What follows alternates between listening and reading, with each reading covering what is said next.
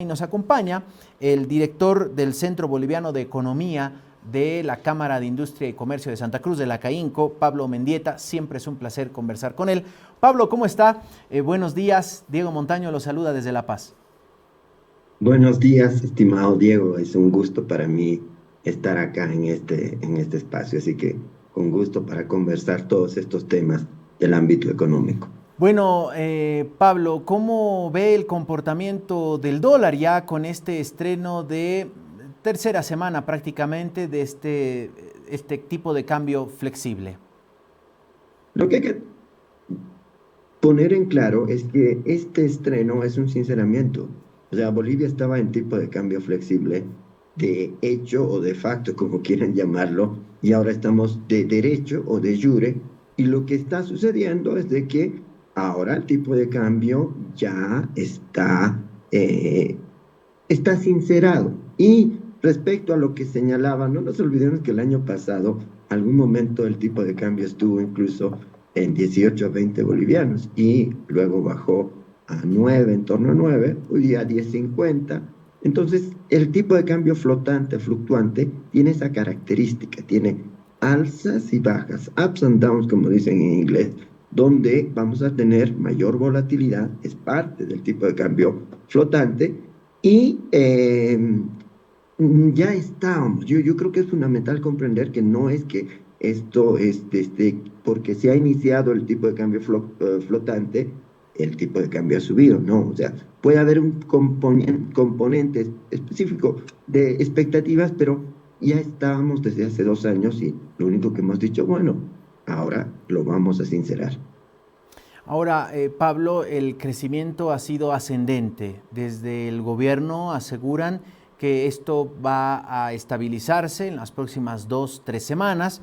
Ayer hablábamos con un economista, con Antonio Sarabia, y nos decía, es difícil predecir que se va a estabilizar en determinado tiempo, porque el problema está en que no tenemos como país el suficiente colchón de dólares para sostener un tipo de cambio. ¿Cuál es su criterio, Pablo? Lo que hay que comprender acá es que uno, en un tipo de cambio flotante, fluctuante, el tipo de cambio tiene altas y bajas. Entonces, le puedo comentar, porque yo estoy en el ámbito de proyecciones, análisis, desde el año 2000. Empecé en Chile, 6 años, y allá tenía que hacer la proyección del tipo de cambio peso chileno, dólar. Y una de las cosas que uno sabe es que proyectar el tipo de cambio es difícil en cualquier país porque es el precio del activo más variable. Vuelvo al caso de Chile. En las noticias hoy día en Chile dicen, pasó esto y el tipo de cambio bajó de 900 pesos chilenos por dólar a 890, que es una cuestión marginal. Entonces, la nueva realidad desde hace 2 años es que el tipo de cambio va a subir y va a bajar. ¿Qué tenemos que hacer? Acostumbrarnos a estas alzas y bajas en la paridad. ¿Por qué? Porque esa va a ser la constante. Esa es una pregunta. Y la segunda tiene que ver con el mediano plazo, hacia dónde va el tipo de cambio. Y ahí sí podría decirle que hay varios estudios y análisis que dicen que el tipo de cambio tendría que subir. Hay también la discusión de a cuánto, pero en el mediano plazo, estamos hablando 1 o 2 años, la tendencia tendría que ser a la alza para equilibrar las entradas y las salidas de dólares. Eso es lo que yo le puedo decir desde el ámbito, si quieren, más técnico y en el cual he trabajado. Pablo, para algunos, sobre todo políticos, aseguran que que estas señales que está dando el gobierno generan desconfianza y lo que ocurre es que las personas tienen un poquito de bolivianos y corren a comprar dólares, lo que está ejerciendo presión sobre la divisa, por lo tanto ahí se entiende el alza. En su criterio, técnico y especialista además en esto de proyecciones de cotizaciones que usted nos comentaba, ¿qué es lo que está ocurriendo? ¿Por qué está subiendo el dólar? Parece sin freno, diríamos. Es importante tomar en cuenta de que evidentemente en cualquier parte del mundo la gente va a tratar de proteger su riqueza, va a tratar de proteger y una de las formas de proteger es comprar dólares. Y que cuando suba el tipo de cambio en economías como la boliviana, como la peruana y también me animaría a decir como la argentina, la gente recurre cuando el tipo de cambio está subiendo a comprar más dólares. Es un comportamiento absolutamente racional. O sea, para nos guste o no nos guste, ahí tengo que ser totalmente honesto. Pero, ojo, hay que tomar en cuenta que esto tiene un techo y no es que va a subir al infinito y más allá, como diría una película de Disney, sino tiene un techo y ese techo está dado por cuál es el tipo de cambio que equilibra las entradas y salidas de dólares. Y una cosa que no es que yo no le atribuiría tanto al gobierno, le atribuiría a la situación en general, porque en este momento lo que Bolivia necesita no es ni siquiera dólares de corto plazo, porque también ahí hay un error de apreciación de que uno dice, necesitamos dólares para que el tipo de cambio se estabilice, pero no es así, necesitamos dólares para que la máquina de hacer dólares, que son exportaciones, pueda empezar a operar y cuando ya los dólares sean producidos en Bolivia a través de exportaciones, incluido turismo, servicios digitales, ya nosotros ya luego tengamos un tipo de cambio que va a subir y que va a bajar. Vuelvo a la experiencia chilena y muy puntualmente. En el caso de Chile, el año 2003 el tipo de cambio estaba en 700 pesos chilenos, subió a 1000 pesos chilenos y luego bajó a 400. Pongámoslo en nuestra realidad. El tipo de cambio es como si el tipo de cambio hubiese estado en 7, subió a 10, luego bajó a 4, luego subió a 11, luego bajó a 9. Entonces, esa es la nueva realidad. ¿De qué va depender la tendencia de largo plazo? Va a depender de que también hacemos las cosas en el ámbito macro.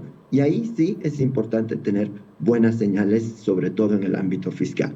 O sea, porque es el desajuste que vive nuestro país es por un problema fiscal y que es el que hay que abordarlo y hay que abordarlo también desde la perspectiva de la asamblea, más allá que sea solo el gobierno.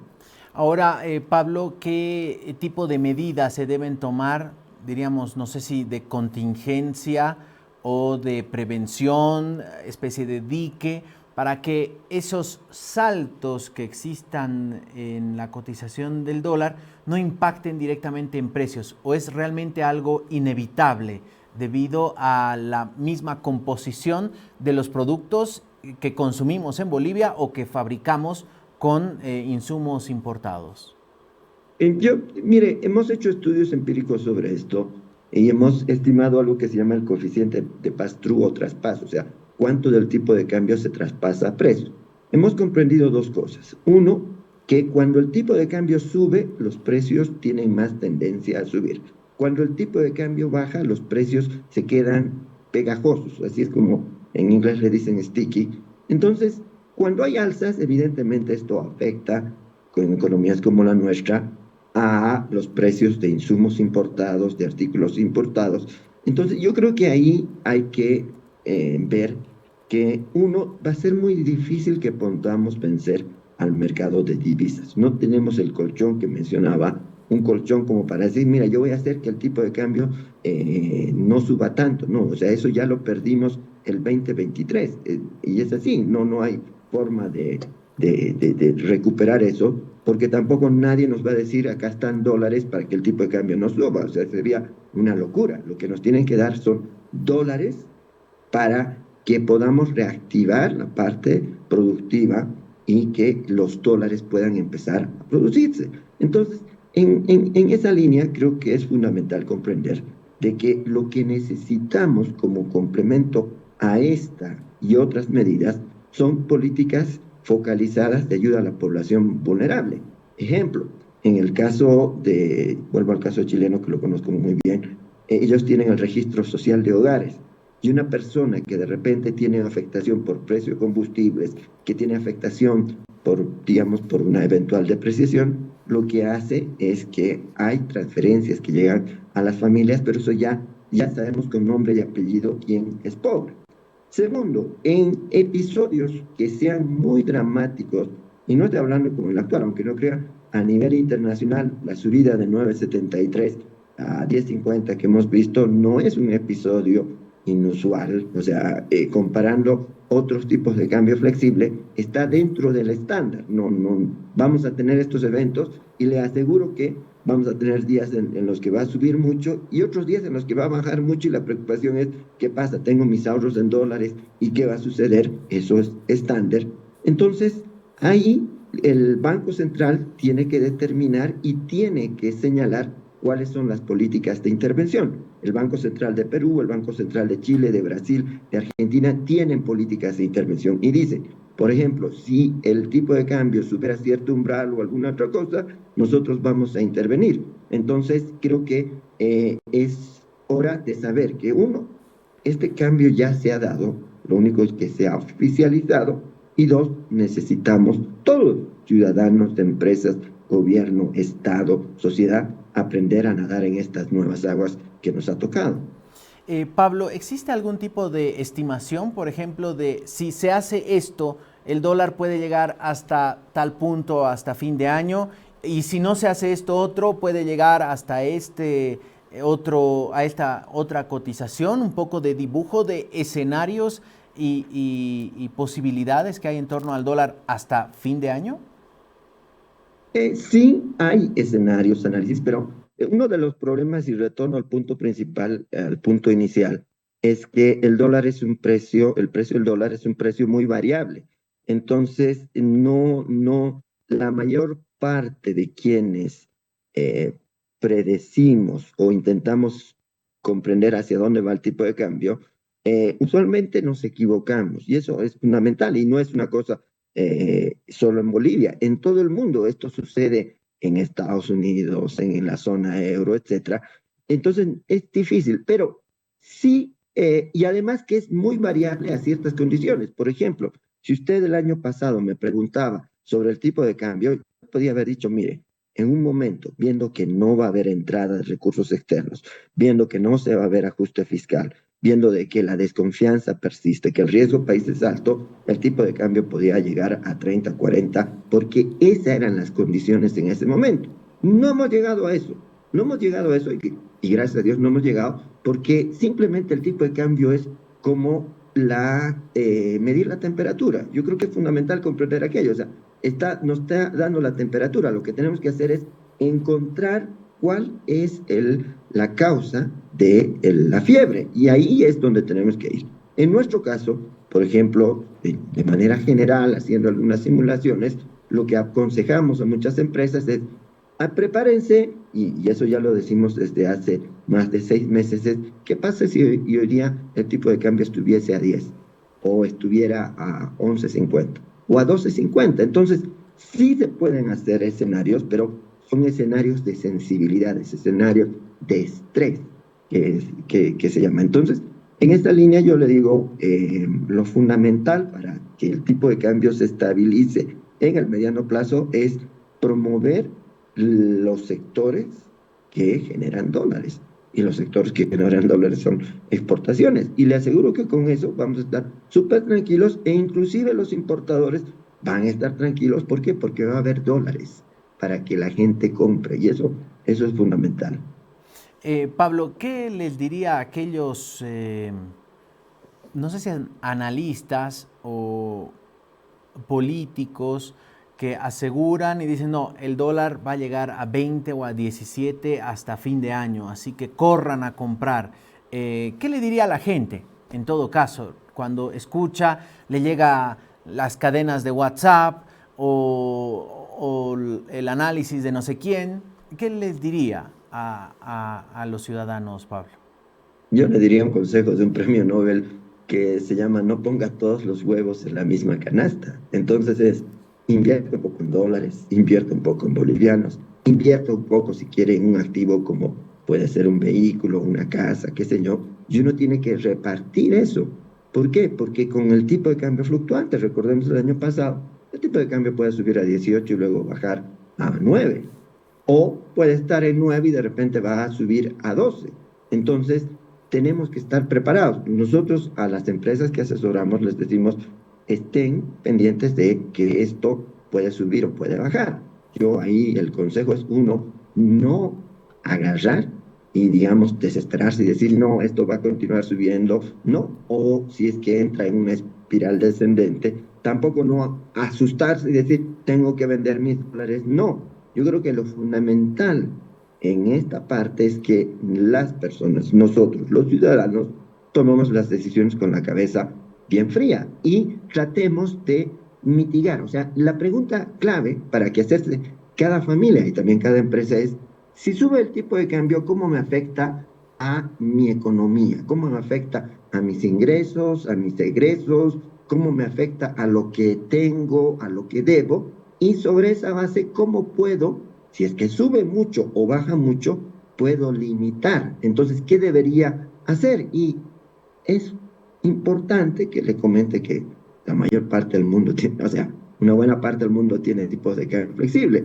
Entonces, esto es como invertir en la bolsa de acciones y pueden subir las acciones, bajar las acciones, eso. Y vamos a tener que aprender y sí vamos a necesitar la ayuda de autoridades, sobre todo en el área financiera, para algo que se llama mecanismos de cobertura. ¿Por qué? Porque cuando uno está en esto, puede decir, yo quiero comprar dólares, pero que los voy a usar de aquí a 3 meses y lo quiero comprar a un tipo de cambio. Y hay operaciones forward, derivados y todo lo demás, que eso sí lo tiene que desarrollar las autoridades, especialmente el rubro monetario financiero, con las autoridades, con las entidades que están más metidas en la parte financiera, como la bolsa de valores o como entidades que están en eso. O sea, eso va a hacer que estemos más tranquilos. No ponga todos los huevos en la misma canasta. Yo le pondría eso como sugerencia. Espectacular el consejo, Pablo. Nos quedamos con eso. Casi que podría ser el título prácticamente. No desesperarse, no poner todos los huevos en una misma canasta. Consejos que los hemos escuchado muchas veces de las abuelas, de los abuelos y que, vaya, qué importante es volverlos a retomar en estos momentos. Pablo, queremos agradecerle mucho por este tiempo con nosotros y estaremos atentos y seguro lo vamos a molestar más adelante para seguir hablando de economía. No es una molestia, es todo un gusto y aprovecho para felicitar a La Paz. Estaba escuchando anteriormente el programa, sé que usted es de Cochabamba. Yo soy de Potosí, viví 10 años en La Paz, 3 de mis hijos nacieron en La Paz, tengo un agradecimiento. Hoy estoy en Santa Cruz y tengo la misma sensación. Quiero, ya 12 años en Santa Cruz, quiero que sepan que La Paz y Santa Cruz tienen esa hospitalidad, o sea, que te permiten surgir. Y creo que es fundamental saber que al final de cuentas todos somos bolivianos. Entonces, pero específicamente a La Paz, yo le deseo que La Paz sea una región pujante. Nos conviene a todos, a toda Bolivia, a Santa Cruz, a Tarija, a Cochabamba, que a La Paz le vaya bien. Y para eso, evidentemente, La Paz tiene potencial.